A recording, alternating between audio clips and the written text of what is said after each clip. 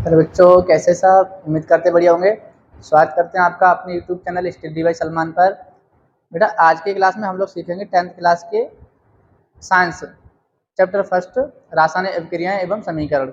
और इस चैप्टर में बेटा हम उन पॉइंटों को कवर करेंगे जो बोर्ड परीक्षा की दृष्टि से इम्पोर्टेंट हैं। इस चैप्टर में वैसे तो बहुत सारी चीज़ें हैं, तो बेसिक चीज़ें मैं आपको ठीक है बताता चलूँगा, लेकिन मेन फोकस जो उन लोगों का रहने वाला है वो है इम्पोर्टेंट पॉइंट को समझना। ठीक है, बोर्ड एग्जाम में इस चैप्टर से जो चीज़ें पूछी जाती हैं, ठीक है, उन्हीं चीज़ों को हम ठीक है ज़्यादा कवर करेंगे। और बेस ठीक है कहीं भी जब आएगा बता देंगे हम आपको। ठीक है, तो शुरुआत करते हैं अपनी वीडियो की। सबसे पहले कुछ बेसिक चीज़ें वो सीख लेते हैं, ठीक है, जो एग्जाम में तो नहीं पूछी जाएंगे लेकिन इस चैप्टर को समझने के लिए बहुत ज़रूरी होंगी। देखिए, पहले मैं आपको ठीक है बेस क्लियर करा दूँ इसका। ठीक है, 5 मिनट के लिए मैं आपका टाइम लेना चाहूँगा। सबसे पहले मैं इस चैप्टर का ठीक है बेस थोड़ा क्लियर करना चाहूँगा। देखिए, यहाँ पे चीज़ें आएंगी। सबसे पहला पॉइंट आएगा रासायनिक समीकरण। रासायनिक समीकरण अगर बेटा कोई अभिक्रिया है और वो एक कथन के तौर पर लिखी गई है, अब उस कथनीय अभिक्रिया को हमें तत्व और यौगिकों को उनके संकेत और सूत्रों के आधार पर लिख देना, वही हमारा रासायनिक समीकरण कहलाएगा। यहाँ पे मैं आपको एक उदाहरण के दौरान बता दूं, जैसे hydrogen plus oxygen, hydrogen plus oxygen ठीक है मिलके क्या बना रही है? जल बना रही है। अब ये कथनीय अभिक्रिया है, एक कथन के तरीके से लिखी गई है। हम हाइड्रोजन को H2, ऑक्सीजन को O2, ठीक है, और एरो जल को H2O कह दें। ठीक है, तो ये हाइड्रोजन का संकेत है, ये ऑक्सीजन का संकेत है, और ये जल का अणुसूत्र है, यौगिक है। ठीक है, जल कौन होता है? एक यौगिक होता है, और ये जल का सूत्र है। तो इसी को हम क्या कहेंगे? रासायनिक समीकरण कहेंगे, रासायनिक समीकरण। ठीक है, तो ये और हाँ, यहाँ पे आपको एक पॉइंट और भी याद रखना है। जब दो या दो से अधिक पदार्थ बेटा आपस में मिलकर क्रिया करते हैं, तो उन पदार्थों के द्वारा एक जो नया पदार्थ बनता है, तो इसी को हम क्या कहते हैं बेटा? रासायनिक अभिक्रिया कहते हैं। तो ये रासायनिक समीकरण भी है, यही बेटा रासायनिक समीकरण है, रासायनिक समीकरण भी यही है, और रासायनिक अभिक्रिया भी यही है। ठीक है, हमने एक ही पॉइंट से आपको दो चीजें क्लियर करा दी। अब यहीं पे बेटा हम कुछ और चीजों को समझ लेते हैं। तीर से इधर जो चीजें हैं ये बेटा अभिकारक कहलाती हैं, और तीर से इधर जो चीज है वो उत्पाद कहलाती है। तो आपको याद रखना है अभिकारक और उत्पाद क्या होता है। अभिकारक अभिकारक अभिकारक क्या होता है? अभिक्रिया में भाग जो लेता है, अभिक्रिया में भाग लेने वाला, भाग लेने अभिक्रिया में भाग लेने वाला पदार्थ, अभिक्रिया में भाग लेने वाला पदार्थ कौन कहलाता है? अभिकारक कहलाता है। उत्पाद क्या कहता है? उत्पाद क्या कहलाता है? अभिक्रिया के दौरान जो नया पदार्थ बनता है उसे उत्पाद कहते हैं। तो कहेंगे अभिक्रिया के फल स्वरूप बनने वाला नया पदार्थ, अभिक्रिया के फलस्वरूप बनने वाला नया पदार्थ बेटा उत्पाद कहलाता है। ठीक है, तो ये बेसिक चीजें हैं। ठीक है, इसके आगे की चीजें कुछ बेसिक जान लेते हैं। तो इतनी चीजें आपको समझ में आ गई होंगी। एक यहाँ पे पॉइंट और क्लियर करना चाहूंगा बेटा। यहाँ पे आप सोच रहे होंगे सर यहाँ पे H2 और O2 क्यों आया, जबकि हाइड्रोजन को H और ऑक्सीजन को O लिखते हैं, तो सर आपने H के साथ 2 और O के साथ 2 क्यों लगाया? तो इस कंसेप्ट को भी आप समझ लें, ठीक, क्योंकि ये बार बार यूज होगा ठीक है रिएक्शन के दौरान। तो इसको भी समझ लेते हैं बेटा। तत्व जो होते हैं वो एक परमाणु, द्विपरमाणु, त्रिपरमाणु और बहुपरमाणु होते हैं। ठीक है, तो इन चीजों को आप जान लें, कौन से तत्व एक परमाणु हैं, कौन से द्विपरमाणु हैं और कौन से त्रिपरमाणु हैं। ठीक है, यहाँ पे इसको मिटाना चाहेंगे थोड़ा, यहाँ पे एक परमाणु, यहाँ द्विपरमाणु, और यहाँ पर बहुपरमाणु, बहुपरमाणु। ठीक है, एक परमाणु, दो परमाणु और बहुपरमाणु। ठीक है, तो एक परमाणु में कौन आएगा? ठीक है, सबसे पहले तो हाइड्रोजन परिवार के तत्व आएंगे, क्लोरीन, सॉरी यहाँ पे सोडियम, पोटेशियम और magnesium calcium, barium, zinc, silver, Au, ठीक है। ये सभी के सभी एक परमाणु का है। यहाँ पे Fe भी होगा, ठीक है, ये एक परमाणु का है। और बेटा अगर आपको इनके चार्ज भी याद रखने हैं तो चार्ज भी लिख देता, ठीक है, साथ ही साथ सोडियम पे +1 चार्ज, पोटेशियम पे +1 चार्ज, मैग्नीशियम पे +1 चार्ज, और कैल्शियम पे +1 चार्ज, बेरियम पे +2 चार्ज, सॉरी कैल्शियम पे +2 चार्ज, मैग्नीशियम पे भी +2 चार्ज, जिंक पे +2 चार्ज, Ag पे +1 चार्ज, और Au पे +1 चार्ज, Fe पे +2 या +3 चार्ज, ठीक है, इसमें 2 चार्ज होते हैं। अगर अभिक्रिया में ये कोई सा भी लिखा जाएगा तो ये एक परमाणु को हुआ, इसको केवल Na लिखेंगे, इसको केवल K लिखेंगे, Mg को, ठीक है, Mg लिखेंगे, कैल्शियम को Ca लिखेंगे, Ba को, ठीक है, केवल Ba लिखेंगे, ठीक है। चार्ज याद रखना, चार्ज कहाँ पे जरूरी है, चार्ज कंपाउंड बनाने में जरूरी है, अभी बता देंगे हम आपको, ठीक है। तो ये सभी एक परमाणु का है, ये पूरा कॉलम एक परमाणु का, ठीक है। दो परमाणु देख लेते हैं। क्लोरीन, ये ठीक है 2 परमाणु का है। ब्रोमीन, ये भी 2 परमाणु का है। आयोडीन, ये भी 2 परमाणु का है। ऑक्सीजन भी 2 परमाणु का है। और साथ ही साथ नाइट्रोजन, नाइट्रोजन भी 2 परमाणु का है। ये कुछ तत्व हैं, ठीक है, जो 2 परमाणु का है। और अगर इनकी चार्ज की बात करें तो यहाँ पे, ठीक है, -1 चार्ज, -1 चार्ज, -1, यहाँ पे -2, यहाँ पर -3 चार्ज। और एक फ्लोरीन होता है, ठीक है, ये भी 2 परमाणु का होता है, इस पे भी -1 चार्ज होता है, ठीक है। तो ये थोड़ी बेसिक चीज़ें हैं। बहुपरमाणु में कौन आता है, सल्फर बहुपरमाणु का है। सल्फर 8 परमाणु का रखता है, तो यहाँ पे सल्फर को बहुपरमाणु कहेंगे। इसकी परमाणुकता, ठीक है, अलग अलग होती है, ये त्रिपरमाणुक भी है, ठीक है, ये 8 परमाणुक भी है, और ये इसको ऐसे, ठीक है, और भी लिख सकते हैं। तो इन चीज़ों को, ठीक है, आप जरूर जान लें। इसीलिए देखो हमने यहाँ पे ऑक्सीजन, ठीक है, ये तो चार्ज है इसका 2, लेकिन परमाणुकता क्या है, परमाणुकता भी 2 है। अगर ऑक्सीजन कहीं अभिक्रिया में लिखा जाएगा तो ऑक्सीजन को O नहीं लिखेंगे। अगर अभिक्रिया में ऑक्सीजन कहीं पे लिखा जाएगा बेटा तो ऑक्सीजन को O नहीं लिखेंगे, O2 लिखेंगे। क्यों? क्योंकि इसकी परमाणुकता 2 है। ऐसे ही नाइट्रोजन को, नाइट्रोजन लिखेंगे कहीं पे तो नाइट्रोजन को N2 लिखेंगे, ना कि केवल N। तो ये चीजें इस चैप्टर में बहुत काम आने वाली हैं, और केमिस्ट्री को समझने के लिए भी बेटा बहुत काम में आएंगी, ठीक है। तो इन चीजों को आप, ठीक है, नोट कर लेंगे, स्क्रीनशॉट ले लें आप इसका, मिटा देते हैं इसको। तो इसके बाद एक छोटा सा बेसिक, ठीक है, पॉइंट और है, उसको भी क्लियर कर लेते हैं इस बार, ठीक है, टॉपिक को क्लियर करेंगे। देखिए बेटा यहाँ पे आएगा संतुलित रासायनिक समीकरण, संतुलित रासायनिक समीकरण, रासायनिक समीकरण, ठीक है। अगर आपको परिभाषा के तौर पे लिखना है तो मैं, ठीक है, बोल देता हूँ, वैसे पॉइंट इंपॉर्टेंट है, लेकिन बोर्ड एग्जाम में, ठीक है, अब तक नहीं पूछा गया, तो अगर चाहें तो आप लिख लें, ठीक है। बेसिक है, संतुलित रासायनिक समीकरण किसे कहते हैं, अभिक्रिया में अभिकारकों और उत्पादों की परमाणुओं की संख्या बराबर हो, ऐसे रासायनिक समीकरण को संतुलित रासायनिक समीकरण हम कहते हैं, ठीक है। ये तो इसकी परिभाषा हो जाएगी। अब अभिक्रिया को संतुलित करना बहुत जरूरी होता है। जैसे हमारे पास एक अभिक्रिया है बेटा, nitrogen N2 plus hydrogen H2। अब देखिए यहाँ पे हमने नाइट्रोजन क्या लिखा, N2, किस लिए लिखा, क्योंकि नाइट्रोजन द्विपरमाणु का है और हाइड्रोजन भी द्विपरमाणु का है, ठीक है। तो यहाँ पे हाइड्रोजन को H2 लिख दिया, सही है। अब नाइट्रोजन हाइड्रोजन से क्रिया करके बेटा कौन बनाती है, अमोनिया। अमोनिया का फार्मूला होता है NH3, ये अमोनिया प्राप्त हो गया हमें। अब यहाँ पे अमोनिया के यहाँ पे कितने अणु हैं, तो सॉरी, नाइट्रोजन का यहाँ पे बेटा 1 अणु है, यहाँ पे नाइट्रोजन के कितने अणु हैं, 2 अणु हैं। तो यहाँ पे ये अभिक्रिया क्या कहलाएगी, असंतुलित अभिक्रिया, और अभिक्रिया को संतुलित करना बहुत ही आवश्यक है।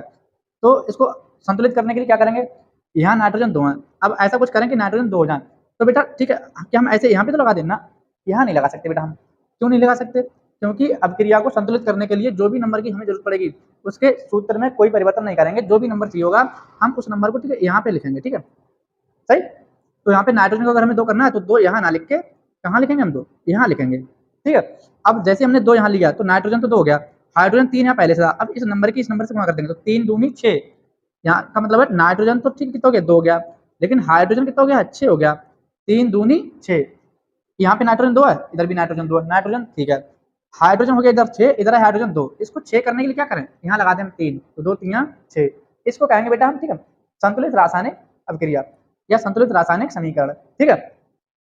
तो ये पॉइंट भी बेटा आपको क्लियर हो गया होगा। अब हम, ठीक है, इस चैप्टर के, ठीक है, और बढ़ते हैं, और इस चैप्टर के, ठीक है, जो इंपोर्टेंट पॉइंट हैं उनको समझते हैं। सबसे पहले यहाँ पे आएगा, ठीक है, रासायनिक अभिक्रियाओं के प्रकार। रासायनिक अभिक्रियाओं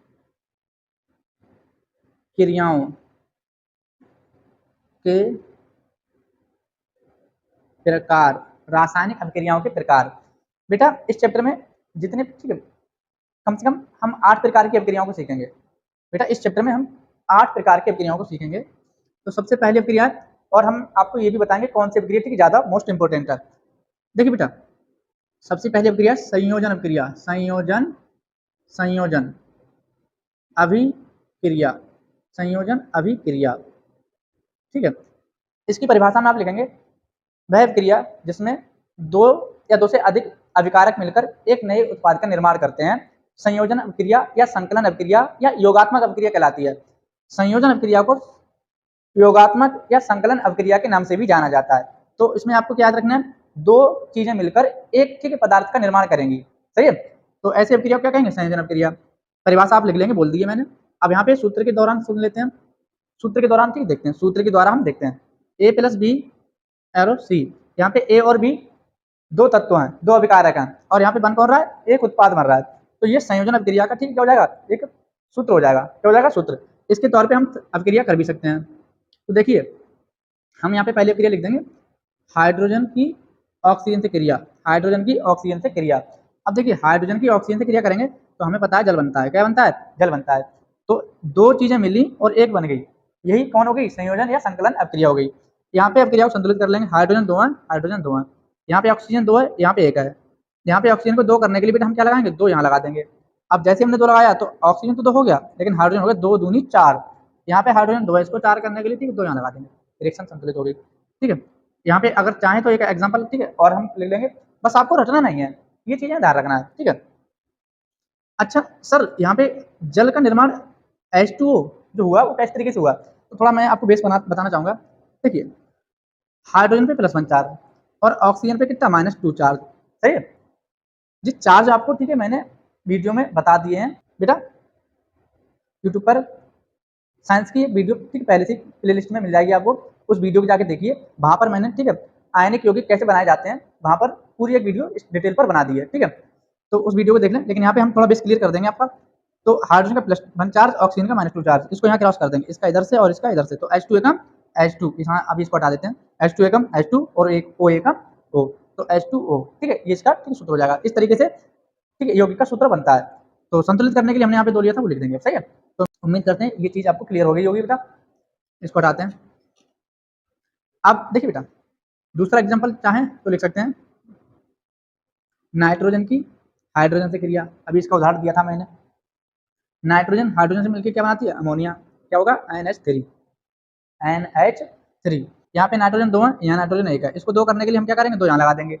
जैसे हमने 2 यहाँ लगा दिया, हाइड्रोजन कितना है, 2, यहाँ कितना हो गया, 2 3 6, 6 हो गया। इसको 6 करने के लिए 3 यहाँ लगा देंगे, 2 3 6, ठीक है। तो उम्मीद करते हैं संयोजन अभिक्रिया आपको समझ में आ गई होगी। नंबर 2 पे आती है वियोजन अभिक्रिया। वियोजन, इसको अपघटन अभिक्रिया भी कहते हैं, अपघटन अभिक्रिया, वियोजन या अपघटन अभिक्रिया। इसकी परिभाषा आपको ठीक है सुन लेनी है और नोट कर लेंगे आप। वह रासायनिक अभिक्रिया जिसमें एकल अभिकारक टूटकर 2 या 2 से अधिक उत्पाद बनाता है, अपघटन या वियोजन अभिक्रिया कहलाती है, ठीक है। तो यहाँ पे इसका सूत्र हो जाएगा A एरो B + C।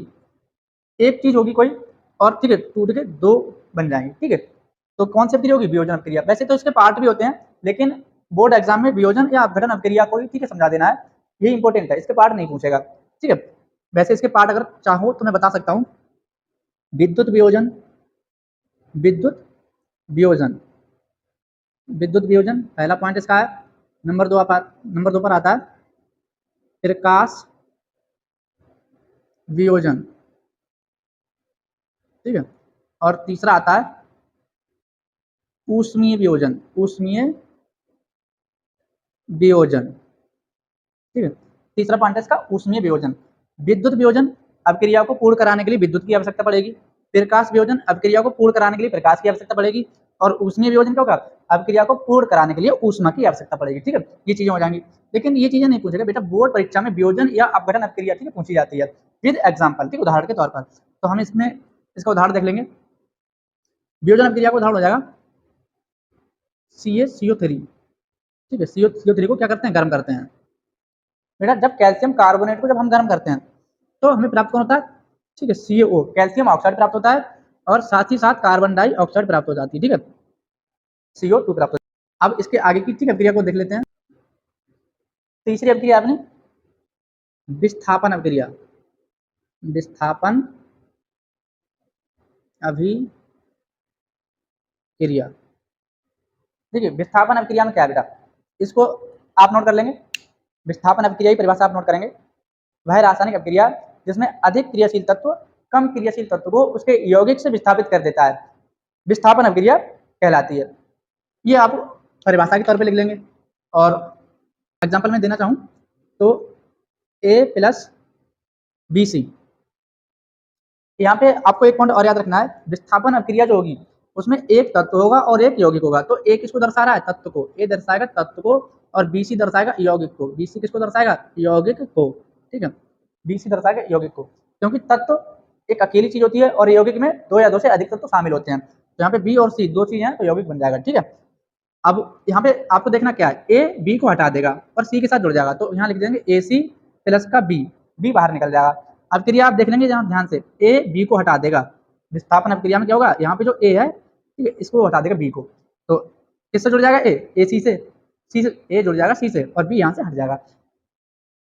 यहाँ पे देख लेते हैं, जैसे Zn प्लस H2SO4। ठीक है, जिंक की हाइड्रोजन सल्फेट से अभिक्रिया। अब देखिए हाइड्रोजन अधिक क्रियाशील होता है, और सॉरी जिंक अधिक क्रियाशील तत्व होता है, हाइड्रोजन कम क्रियाशील तत्व होता है। तो हाइड्रोजन ठीक है हट जाएगा और यहाँ पे कौन जुड़ जाएगा, Zn। तो यहाँ पे हो जाएगा ZnSO4 प्लस हाइड्रोजन यहाँ से निष्कासित हो जाएगा, निकल जाएगा। ठीक है, अब यहाँ पे ZnSO4 ठीक है, यहाँ पे थोड़ा इसका फॉर्मेशन देख लेंगे बेटा। Zn इस पे चार्ज होता है +2 और SO4 सल्फेट, SO4 सल्फेट इस पे चार्ज होता है -2, +2 से -2 जाएगा कट, ZnSO4 बचेगा। ठीक है, इन चीज़ों को भी आपको याद रखना है। तो ये ठीक है होगी रिएक्शन। यहाँ जो Zn था हाइड्रोजन को हटा के उसने अपना स्थान ले लिया। ठीक है, इसका एक एग्जांपल और देना चाहेंगे हम आपको, क्योंकि ये बहुत मोस्ट इंपोर्टेंट अभिक्रिया है इस चैप्टर के लिए। ठीक है, ये अभिक्रिया बेटा बहुत मोस्ट इंपोर्टेंट है। तो इसका एक और एग्जांपल देख लेंगे, दूसरा देख लेते हैं Na प्लस HCl। ठीक है, Na प्लस HCl, Na तत्व है और HCl यौगिक है। ठीक है, तो क्या करेगा, Na हाइड्रोजन को हटा देगा, सोडियम हाइड्रोजन को हटा देगा, क्योंकि सोडियम अधिक क्रियाशील है। अच्छा बच्चों, ये कैसे पता चलेगा बेटा कौन अधिक क्रियाशील है कौन कम क्रियाशील है, चैप्टर 3 में सक्रियता श्रेणी पढ़ाऊंगा, वहाँ पे चीजें क्लियर कर दूंगा। ठीक है, अभी अगर समझाऊंगा तो वीडियो ज़्यादा लंबी हो जाएगी, तो यहाँ चीज़ों से भी बचना है। तो यहाँ सोडियम क्लोरीन से जुड़ जाएगा, कौन हो जाएगा, NaCl। ठीक है, और यहाँ से हाइड्रोजन निकल जाएगा, तो हाइड्रोजन को H2 लिखेंगे। H2 क्यों लिखेंगे, क्योंकि दो परमाणु का अभी बता चुका हूँ मैं। ठीक है, हाइड्रोजन दो परमाणु का है इसलिए H2 लिखा जाएगा। ठीक है, और ये गैस के रूप में निकलेगा तो यहाँ पे ऊपर तीर लगा देंगे, यहाँ पे तीर दिखाएगा बेटा। ठीक है, जो भी तत्व है वो गैस के रूप में ठीक है निकल रहा है। ठीक है, तो ये अभिक्रिया हो जाएगी यहाँ। ठीक है, दोनों पॉइंट आपको समझ में आ गए होंगे और ये अभिक्रिया भी आपके समझ में आ गई होगी। ठीक है, तो आगे बढ़ते हैं हम। ठीक है, तीसरा पॉइंट देखते हैं। चौथी अभिक्रिया है द्विविस्थापन अभिक्रिया। द्विविस्थापन अभिक्रिया, द्विविस्थापन अभिक्रिया, ये अभिक्रिया भी बेटा बहुत मोस्ट इंपोर्टेंट है इस चैप्टर के लिए, बहुत मोस्ट इंपोर्टेंट है। ठीक है, तो इसकी परिभाषा आप देख लेंगे, इसमें लिखेंगे आप वह अभिक्रिया जिसमें यौगिकों के आयन परस्पर बदलते हैं, द्विविस्थापन अभिक्रिया कहलाती है। ठीक है, वह अभिक्रिया जिसमें यौगिकों के आयन परस्पर बदलते हैं द्विविस्थापन अभिक्रिया कहलाती है। इस अभिक्रिया को सूत्र के माध्यम से समझ लेंगे, यहाँ पे लिख लेते हैं। ठीक है, हम AB ठीक है कोई यौगिक है और दूसरा यौगिक है हमारा CD। एक बात यहाँ पे और याद रखना है, जो द्विविस्थापन अभिक्रिया बेटा ये यौगिक और यौगिक के बीच होती है। विस्थापन अभिक्रिया क्या है, विस्थापन अभिक्रिया तत्व और यौगिक के बीच होती है। ठीक है, तो ये पॉइंट आपको याद रखने हैं। अब AB एक ठीक है यौगिक है, CD एक यौगिक है। यहाँ पे होगा क्या, अभिक्रिया की परिभाषा में लिखा है आयन बदलते हैं, परस्पर कौन बदलता है, आयन। तो थोड़ा आप यहाँ पे थोड़ा और समझ लें। देखो अभिक्रिया में जो बेटा पहले लिखा जाता है वो प्लस, ठीक है आयन वाला होता है, और जो बाद में लिखते हैं वो माइनस आयन वाला होता है। तो यहाँ पे A plus ion, B minus ion. ऐसे ही यहाँ पे सी कौन हो जाएगा, प्लस आयन, और डी हो जाएगा माइनस आयन। अब आयनिक यौगिक में, ठीक है, प्लस से माइनस चीजें जुड़ती हैं। तो ए पे प्लस है, यहाँ पे डी पे क्या होना है, माइनस। तो ए किससे जुड़ेगा, डी से जुड़ेगा, ए किससे जुड़ेगा, डी से। ऐसे ही सी किससे जुड़ेगा, सी जुड़ेगा, ठीक है, बी से। ठीक है, तो ए डी से जुड़ेगा, तो यहाँ पे प्राप्त हो जाएगा A D plus C B से जुड़ेगा। पहले प्लस लिखते हैं बाद में माइनस, तो सी पे प्लस तो सी लिख देंगे पहले, और बी पे माइनस तो बी लिख देंगे, ठीक है, सी बी। इस तरीके से द्विविस्थापन अभिक्रिया होगी। यहाँ पे एक एग्जांपल देख लेते हैं बेटा, यहाँ पे देख लेते हैं बेरियम सल्फेट, ठीक है, BaSO4, ठीक है, प्लस NaCl, सोडियम क्लोराइड। अब आप देखेंगे बेरियम किससे जुड़ेगा, Cl से, क्योंकि ए की जगह कौन है, Ba, और सी की जगह, डी की जगह कौन है, Cl। तो Ba जुड़ जाएगा Cl से। अब जैसे Ba Cl से जुड़ेगा तो इसका फार्मूला हो जाएगा BaCl2। यहाँ पे Cl एक है, Cl2 क्यों हो गया, देखिए बेरियम पे होता है बेटा +2 चार्ज, और क्लोरीन पे होता है -1 चार्ज। इसकी क्रॉस करेंगे इससे, और इसको क्रॉस करेंगे इससे, तो Ba एकम Ba और Cl2 एकम Cl2, ठीक है, यहाँ पे कोई दिक्कत हुई नहीं होगी आपको। तो BaCl2 हो जाएगा बेटा। अब यहाँ पे क्या करेंगे, यहाँ पे Na किससे जुड़ जाएगा, SO4 से, तो यहाँ पे हो जाएगा Na2SO4। यहाँ पे सोडियम एक है, यहाँ पे सोडियम क्यों 2 हो गया, क्योंकि सल्फेट पे चार्ज होता है -2 और सोडियम पे चार्ज होता है +1, ठीक है। तो प्लस यहाँ पे देख लो आप, सोडियम पे +1, SO4 सल्फेट पे -2, तो Na2 एकम Na2 और SO4 एकम SO4, ठीक है। ये इस तरीके से अभिक्रिया हो जाएगी। अब इसको संतुलित करेंगे, देखते संतुलित है कि नहीं। क्लोरीन यहाँ पे 2 है, यहाँ पे क्लोरीन 1 है, ठीक है, तो सबसे पहले तो क्लोरीन ही गलत है, और सोडियम यहाँ पे 2 है, सोडियम यहाँ पे 1 है, तो यहीं पे हम 2 लगा दें।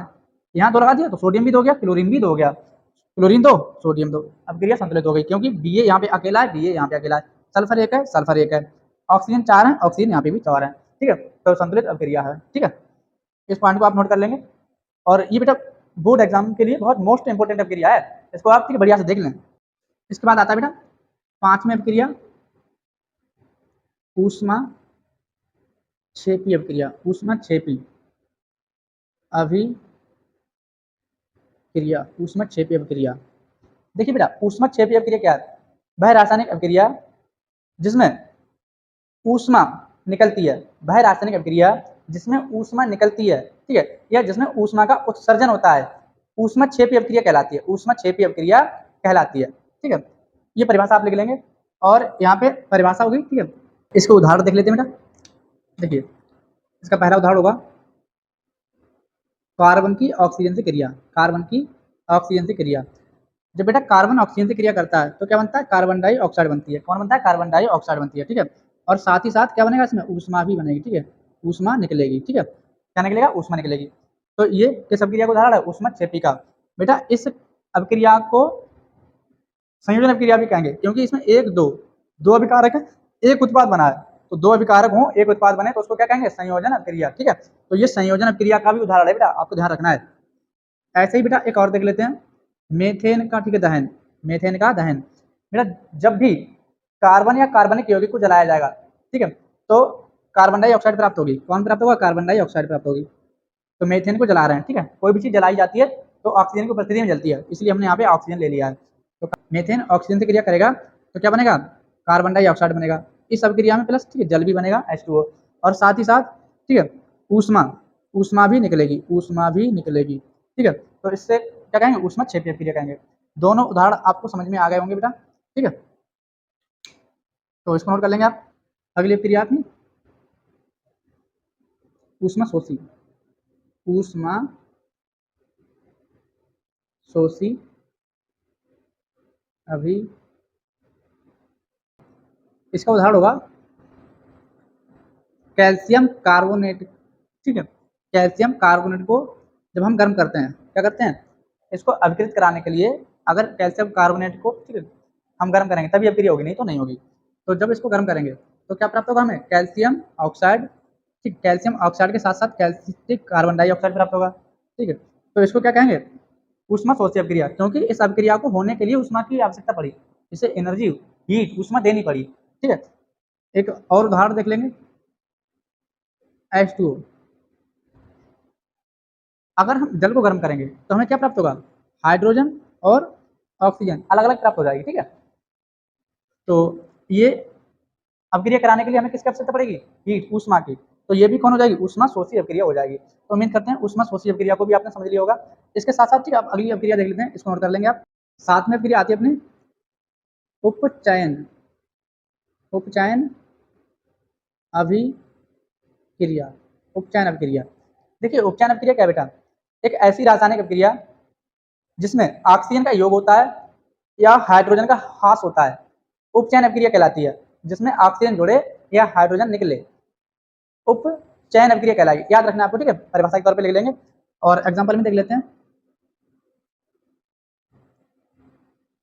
Cu प्लस O, कॉपर की ऑक्सीजन से क्रिया, तो क्या प्राप्त होगा, कॉपर ऑक्साइड प्राप्त होगा। सॉरी, यहाँ पे O2 लिखेंगे। क्या प्राप्त होगा, कॉपर ऑक्साइड। तो यहाँ पे कॉपर में ऑक्सीजन जुड़ गया, कौन कहलाएगी, उपचयन अभिक्रिया, ऑक्सीजन जुड़ गई, ठीक है।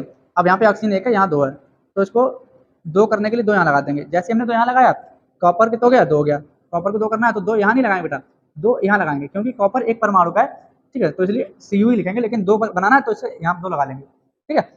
एक और एग्जाम्पल अगर चाहें तो लिख सकते हैं, यहाँ पे लिख लेंगे CuO plus H2, CuO plus H2।